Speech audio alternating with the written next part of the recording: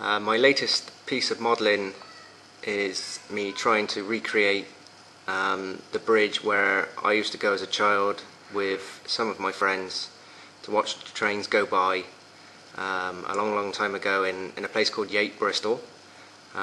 This bridge was situated next to Wapley Woods, and I've always been fond of this bridge, so recently I've tried to make a model of this bridge, and I've thought of many different ways of doing it. I thought of using plasticard, but my instinct told me to stick with making it from moulds using plaster of Paris. So using this bridge, this picture, I have tried to make a mould. Now the mould doesn't look very clever. It's just used from plasticard reinforced with card on the back. It might look a little bit crude, but basically that's the mould that I've been using to experiment to try and make the bridge sides like the one in the picture. My first attempt came out very well, so I did two of them. If you can see, it's not finished.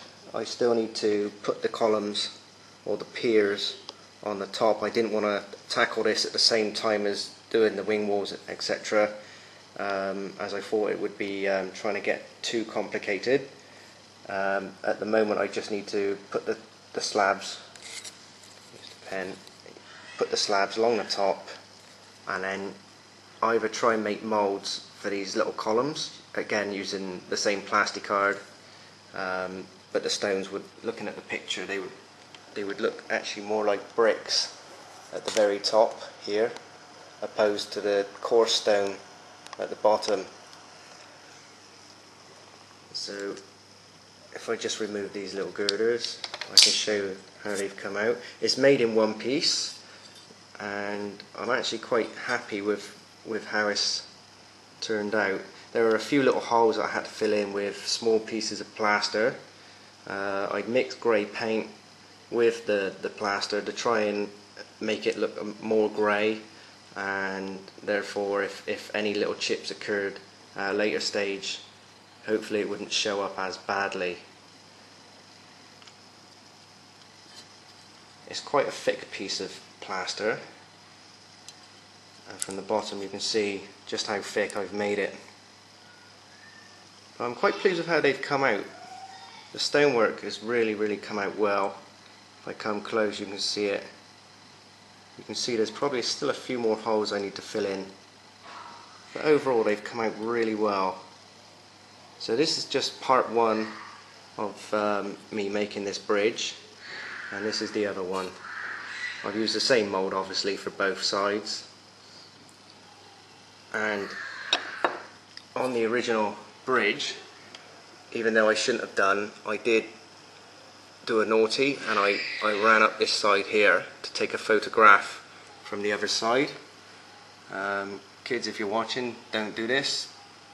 I was naughty in doing so, but I travelled a long way from Australia to get a good picture of this bridge, and I was hoping to get it from the line side, but there are so many trees that have overgrown, it made it impossible to do so. So this is where I snuck down this side to take a picture, and doing so I realised that wing wall is actually quite a bit longer than the other side, which is what I've tried to recreate on my model. If you have a look on the wing walls, you can see the left wall is slightly smaller than the right wall. You can see this one's slightly longer, to try and make it as close to the real bridge as possible. What other pictures have I got? That sort of shows it again. See, the wall is a lot longer. Perhaps mine should have been a little bit longer than I've actually made it, but as close as. So all I need to do is make these little stumps here, these little pillars to go either side of the steel. So I'm going to do a couple of stages on this, so keep watching, and I'll come back with part 2 soon. So just taking another look.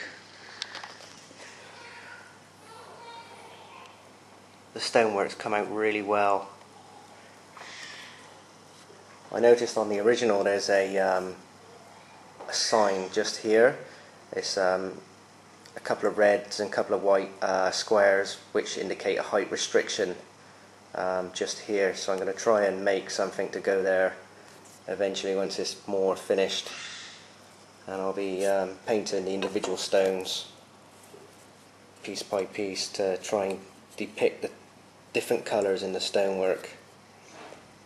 On the original there's loads of moss and green stuff all running down one side, so I'm going to try and recreate that as well. This bridge is actually going to go on in the garage where the railway lines disappear from the garage into the shed. At the moment I've just got a back scene where the trains just disappear underneath the white back scene, and I want to try and create that gap, that break between off scene and on scene kind of thing. Not quite sure what I'm going to use for the stones yet. It might be a piece of plastic scribed with the stones. Going back to the original picture,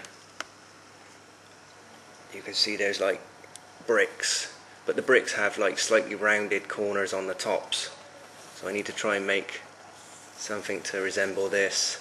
So again, I'll come back with this with part 2, and you can kind of see the stonework that's been used at the top is totally different from the coarse stone. There's some normal, it looks like normal house bricks or engineering bricks that they've used to sit the steelwork on. So I might file back one course of my stonework and try and carve this in to try and make it look more like this. You can see the green. I'm not sure if the camera's picking it out, but there's actually a sludgy green mark all the way down here. So I'll come back with stage 2 soon. Bye for now.